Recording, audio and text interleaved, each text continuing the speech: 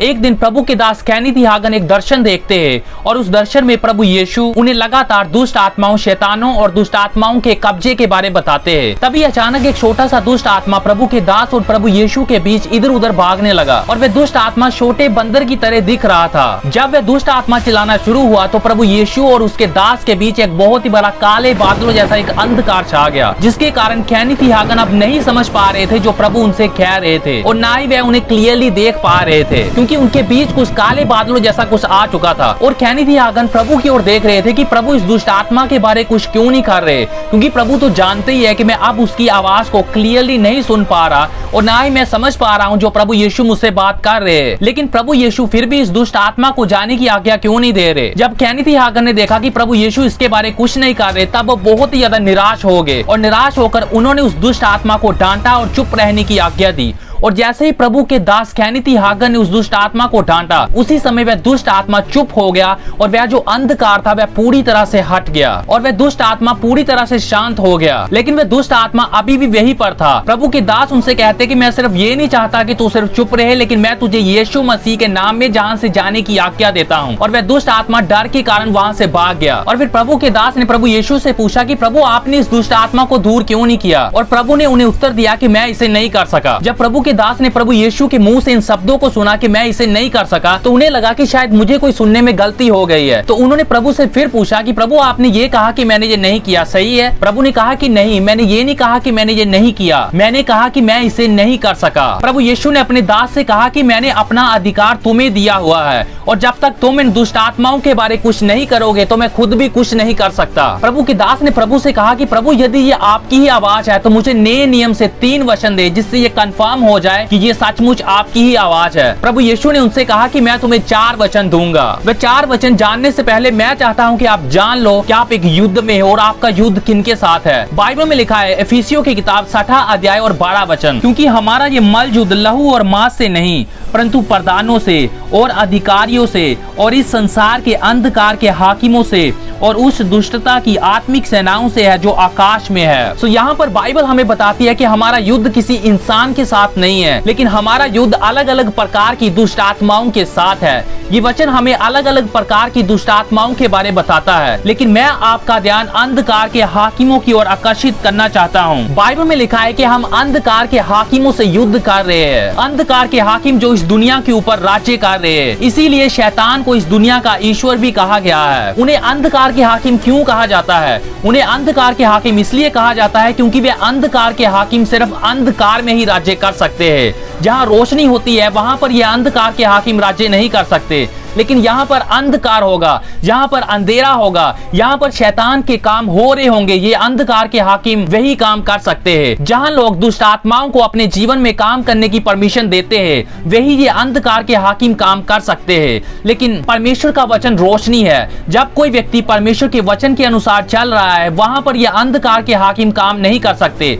वहां पर यह अंधकार के हाकिम राज्य नहीं कर सकते, क्योंकि वो व्यक्ति रोशनी में चल रहा है और रोशनी में यह अंधकार के हाकिम बिल्कुल भी काम नहीं कर सकते। लेकिन जो व्यक्ति अंधकार में चलता है, जो व्यक्ति परमेश्वर के वचन के विरोध में चलता है और उन कामों को करता है जो परमेश्वर के वचन के विरोध में है, वहां पर इन अंधकार के हाकिमों के पास परमिशन है कि वो उस व्यक्ति के जीवन में काम कर पाए। तो सबसे पहले आपको अपने जीवन की ओर देखने की जरूरत है कि क्या कहीं कोई अंधकार तो नहीं है। क्या आप परमेश्वर के वचन की रोशनी में चल रहे हो या आप परमेश्वर के वचन के विरोध में चल रहे हो? यदि आप परमेश्वर के वचन के विरोध में चल रहे हो तो इस समय आप अंधकार में हो और आपने इन अंधकार के हाकिमों को परमिशन दी हुई है कि वो आपके जीवन में राज्य कर सके।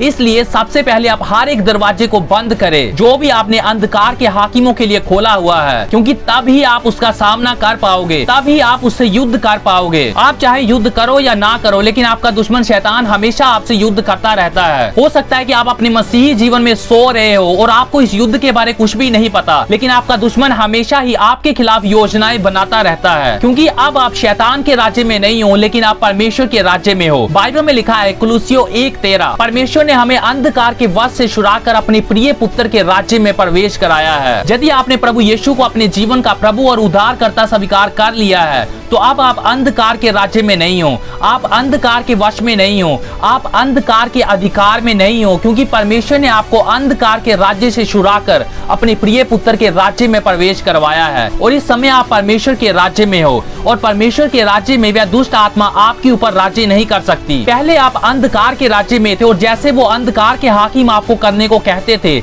आप बिल्कुल वैसे ही जीवन जिया करते थे। लेकिन अब आप परमेश्वर के राज्य में हो, जिसके कारण वो अंधकार के हाकिम आपके विरोध में उठ खड़े होते हैं, क्योंकि अब वह आपके दुश्मन बन चुके हैं। पहले आप उन कामों को किया करते थे जो वह अंधकार के हाकिम चाहते थे, लेकिन अब आप परमेश्वर के राज्य में हो, और अब आप उन कामों को करना चाहते हो जो परमेश्वर आपसे चाहते हैं, और वह काम अंधकार के हाकिमों के विरोध में है, जिसके कारण वे आपसे लड़ने के लिए आते हैं। सो आप एक युद्ध में हो, इसलिए आप परमेश्वर के हथियारों के द्वारा शैतान और दुष्ट आत्माओं का सामना करें, जो हर रोज आपसे युद्ध करने के लिए आते हैं। अब मैं आपको बताता हूँ कि प्रभु यीशु ने अपने दास कैनिथ हागन को कौन से 4 वचन दिए, जिससे ये कंफर्म हो जाए कि जब तक मेरी कलीसिया मेरे दिए हुए अधिकार का इस्तेमाल नहीं करेगी, तब तक मैं प्रभु यीशु खुद भी कुछ नहीं कर सकता। वो पहला वचन है मरकुस 16वां अध्याय और 15 वचन। और उसने उनसे कहा, तुम सारे जगत में जाकर सारी सृष्टि के लोगों को सुसमाचार प्रचार करो। जो विश्वास करे और बपतिस्मा ले, उसी का उद्धार होगा, परंतु जो विश्वास ना करे वह दोषी ठहराया जाएगा। विश्वास करने वालों में ये चिन्ह होंगे कि वे मेरे नाम से दुष्ट आत्माओं को निकालेंगे, नई नई भाषा बोलेंगे। तो यहाँ पर प्रभु यीशु कहते हैं कि तुम सारे संसार में जाकर सुसमाचार का प्रचार करो, उन्हें बताओ कि मैंने उनके लिए क्रूस पर क्या किया है, और जो लोग भी मेरे सुसमाचार में विश्वास करेंगे और बपतिस्मा लेंगे, उनमें ये चिन्ह दिखाई देंगे। और पहला चिन्ह जिनके बारे प्रभु यीशु ने बात की वह ये है कि वे मेरे नाम में दुष्ट आत्माओं को निकालेंगे। यहाँ पर प्रभु यीशु ने ये नहीं कहा कि सिर्फ पास्टर ही दुष्ट आत्माओं को निकालेंगे, या सिर्फ इवेंजलिस्ट भविष्यवक्ता ही दुष्ट आत्माओं को निकालेंगे, या सिर्फ प्रेरित ही दुष्ट आत्माओं को निकालेंगे। प्रभु यीशु ने कहा कि जो भी सुसमाचार में विश्वास करेंगे वह सभी विश्वासी दुष्ट आत्माओं को निकालेंगे, क्योंकि प्रभु यीशु के नाम में हर एक विश्वासी के पास दुष्ट आत्माओं के ऊपर अधिकार है। और जब वे दुष्ट आत्माओं को आज्ञा देंगे तो वो दुष्ट आत्माएं उसकी बात मानेंगे। दुष्ट आत्माओं को निकालने के लिए विश्वास क्या करना है? ये विश्वास नहीं करना कि मैं दुष्ट आत्माओं को निकाल सकता हूँ। प्रभु यीशु ने कहा कि जो सुसमाचार में विश्वास करेगा वह दुष्ट आत्माओं को निकालेगा। सो यदि आप ये विश्वास करते हो कि प्रभु यीशु ने आपके पापों के लिए क्रूस पर कीमत को चुकाया है, उसने आपकी बीमारियों के लिए कोड़े खाए हैं, और उसके द्वारा आपका मेल मिलाप परमेश्वर के साथ हो चुका है, और आपने उसे अपने जीवन का प्रभु बना लिया है, अपने जीवन का उद्धारकर्ता बना लिया है, तो आपके पास ये पहले ही अधिकार है कि आप दुष्ट आत्माओं को निकाल सको, क्योंकि प्रभु यीशु ने कहा कि विश्वासी मेरे नाम में दुष्ट आत्माओं को निकालेंगे। यदि आपने कभी भी कोई दुष्ट आत्मा को नहीं निकाला तो आज इस वचन को यूज करना शुरू करें, उस अधिकार का इस्तेमाल करना शुरू करें जो प्रभु यीशु के नाम में है और जो प्रभु यीशु ने आपको दिया है, ताकि आप उस अधिकार का इस्तेमाल करो। जब आप परमेश्वर के अधिकार का इस्तेमाल करना शुरू करोगे तो परमेश्वर की सामर्थ आपके जीवन के द्वारा काम करना शुरू हो जाएगी। लेकिन जब तक आप प्रभु यीशु के द्वारा दिए गए अधिकार का इस्तेमाल नहीं करोगे, तब तक परमेश्वर की सामर्थ भी आपके जीवन के द्वारा नहीं बहेगी। लेकिन परमेश्वर की सामर्थ आपके जीवन के द्वारा तभी काम करना शुरू करेगी जब आप उस अधिकार का इस्तेमाल करना शुरू हो जाए। दूसरा वचन जो प्रभु यीशु ने कैनिथ हागन को दिया वह था याकूब 4 अध्याय और 7वां वचन।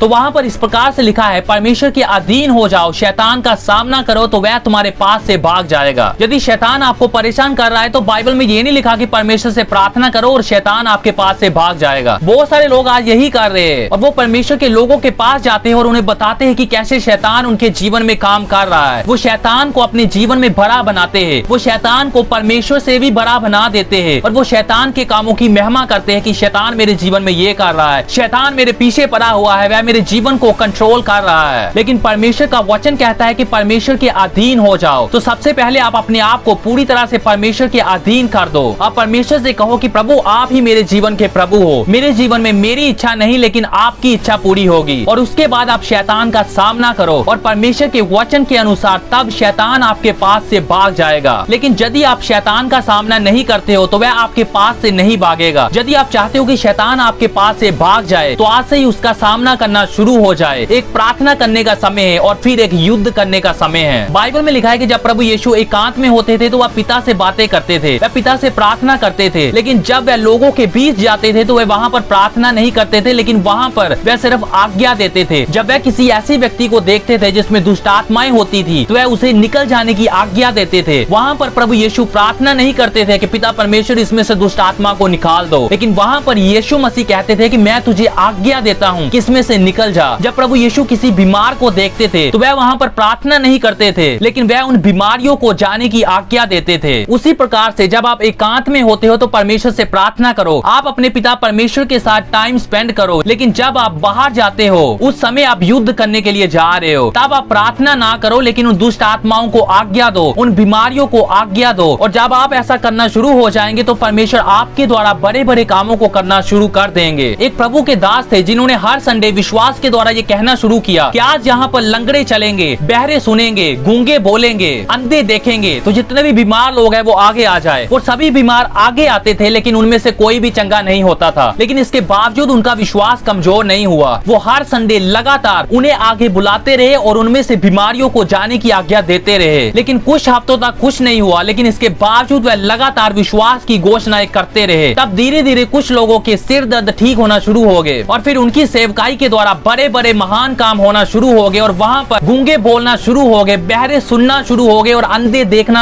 शुरू हो गए। और उस सेवकाई के द्वारा प्रभु यीशु के नाम को बहुत ही ज्यादा महिमा मिली। हो सकता है कि जब आप शुरू में परमेश्वर के द्वारा दिए गए अधिकार का इस्तेमाल करो तो आपके द्वारा कोई भी बीमार चंगा ना हो, लेकिन आप अपने विश्वास को कमजोर ना होने दे। आप अपने विश्वास के अनुसार काम करते रहे, आप अपने विश्वास का इस्तेमाल करते रहे। और जब आप ऐसा करते रहोगे तो आपके द्वारा परमेश्वर की महान काम प्रकट होना शुरू हो जाएंगे। अगला वचन जो प्रभु यीशु ने अपने दास कैनिथी हागन को दिया वह था पहला पतरस 5वां अध्याय और 8 और 9 वचन। तो यहाँ पर इस प्रकार से लिखा है, सचेत हो और जागते रहो, क्योंकि तुम्हारा विरोधी शैतान गर्जने वाले सिंह के समान इस खोज में रहता है कि किसको फाड़ खाए। बहुत सारे लोग जब इस वचन को रीड करते हैं तो वह डर जाते हैं कि शैतान हमारे पीछे पड़ा हुआ है। लेकिन ये वचन यहीं पर खत्म नहीं होता। पतरस हमें आगे बताता है कि क्या करना है। 9 वचन में लिखा है, विश्वास में दृढ़ होकर और ये जानकर उसका सामना करो कि तुम्हारे भाई जो संसार में है ऐसे ही दुख सह रहे हैं। तो यहाँ पर पतरस कहता है कि विश्वास में दृढ़ होकर उसका सामना करो। तो यहाँ पर पतरस भी हमें वही कह रहा है जो याकूब 4 अध्याय और 7 वचन में कह रहा है कि शैतान का सामना करो। आप शैतान का सामना कर सकते हो क्योंकि प्रभु यीशु ने आपको दुष्ट आत्माओं के ऊपर, सभी शैतानों के ऊपर अधिकार और सामर्थ्य दिया है। बाइबल में लूका 10:19 में लिखा है कि मैंने तुम्हें शत्रु की सारी सामर्थ पर अधिकार दिया है। वो शत्रु कौन है?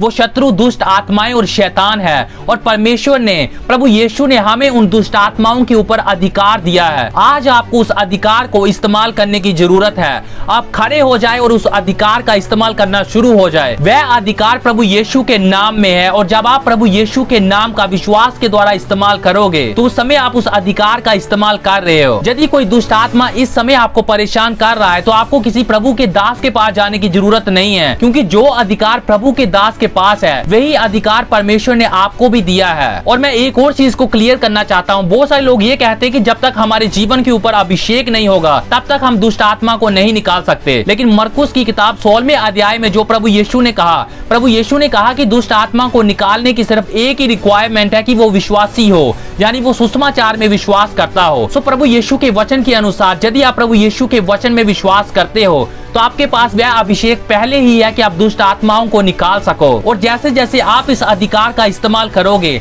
आप अपने विश्वास में मजबूत होते जाओगे और जितना मजबूत आपका विश्वास होगा उतनी ही ज्यादा आसानी से आप दुष्ट आत्माओं को निकाल पाओगे, उतनी ही ज्यादा आसानी से आप शैतान और दुष्ट आत्माओं को अपने काबू में कर पाओगे, क्योंकि परमेश्वर ने आपको दुष्ट आत्माओं और शैतान की सारी शक्ति के ऊपर अधिकार दिया है ताकि आप उन्हें अपने वश में कर सको। तो जब भी शैतान या दुष्ट आत्मा आपको परेशान करती है, आपके सपनों में वह गलत बातें आपके मन में डालती है, तो उन्हें आप यीशु मसीह के नाम में आज्ञा दे कि वह मेरे सपनों में ना आए। उन्हें आप यीशु मसीह के नाम में आज्ञा दे कि वो आपके जीवन से भाग जाए। शैतान का सामना करे जैसे प्रभु यीशु ने शैतान का सामना किया। जब शैतान प्रभु यीशु के पास आया तो प्रभु यीशु ने परमेश्वर के वचन के द्वारा उसका सामना किया। हर बार जब शैतान ने प्रभु यीशु से बात की तो प्रभु यीशु ने उसे वचन के द्वारा रिप्लाई दिया कि लिखा है। आप भी शैतान का सामना वचन के द्वारा करें। आप भी शैतान का सामना लिखा है कहने के द्वारा करें। जब शैतान आपको कहता है कि आपको बहुत ही बड़ी बीमारी है तो आप उससे कहो कि लिखा है यीशु मसीह के कोड़े खाने से मैं चंगा हो चुका हूँ। जब शैतान आपसे कहता है कि अब तेरी जरूरतें पूरी नहीं होगी क्योंकि तेरे पास अब कोई जॉब भी नहीं है और तेरे पास अब कोई सोर्स भी नहीं है जहाँ से पैसा आ सके, तब आप उसे कहो कि लिखा है परमेश्वर अपने महिमा में धन के अनुसार मेरी हर एक गति को पूरा करेंगे। जब शैतान आपसे कहता है कि कोई भी आपसे प्यार नहीं करता,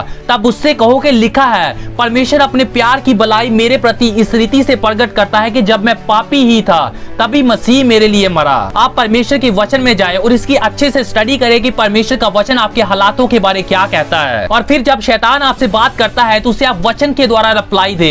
जब आप वचन बोल बोल कर शैतान का सामना करोगे तो वह आपके पास से भाग जाएगा। और चौथा और लास्ट वचन जो प्रभु ने अपने दास कैनिथ हागन को बताया वह है इफिसियों 4 अध्याय और 27 वचन। और ना शैतान को अवसर दो। अपने जीवन में आप उसके लिए हर एक रास्ते को बंद कर दे, क्योंकि शैतान आपके जीवन में तब तक काम नहीं कर सकता जब तक आप उसे अपने जीवन में काम करने की परमिशन ना दे। और शैतान आपके जीवन में उतना ही काम कर सकता है जितनी आप उसे अपने जीवन में काम करने की परमिशन देते हो। आपकी परमिशन के बिना वह कभी भी आपके ऊपर राज्य नहीं कर सकता, क्योंकि प्रभु यीशु ने आपको अंधकार के राज्य से छुड़ा लिया है। इसीलिए रोमियो की किताब में लिखा है कि पाप को अपने नश्वर शरीर में राज्य ना करने दो। पाप आपके ऊपर राज्य करेगा या नहीं करेगा ये डिसाइड करने वाले आप हो। आप ही पाप को अपने ऊपर राज्य करने देते हो और या फिर आप डिसाइड करते हो कि मैं पाप के ऊपर जयवंत का जीवन जीऊंगा, क्योंकि प्रभु यीशु ने मेरे लिए क्रूस पर कीमत को चुकाया है ताकि मैं हर एक पाप के ऊपर, हर एक दुष्ट आत्मा के ऊपर एक जयवंत का जीवन जीऊं। मैं विश्वास करता हूं कि आज की इस वीडियो के द्वारा आपने ये सीख लिया होगा कि प्रभु यीशु ने हमें दुष्ट आत्माओं के ऊपर, बीमारियों के ऊपर अधिकार दिया है और जब तक हम उस अधिकार का इस्तेमाल नहीं करेंगे तब तक प्रभु यीशु खुद भी कुछ नहीं कर सकते, क्योंकि बाइबल में लिखा है कि प्रभु यीशु मसीह हमारे सिर है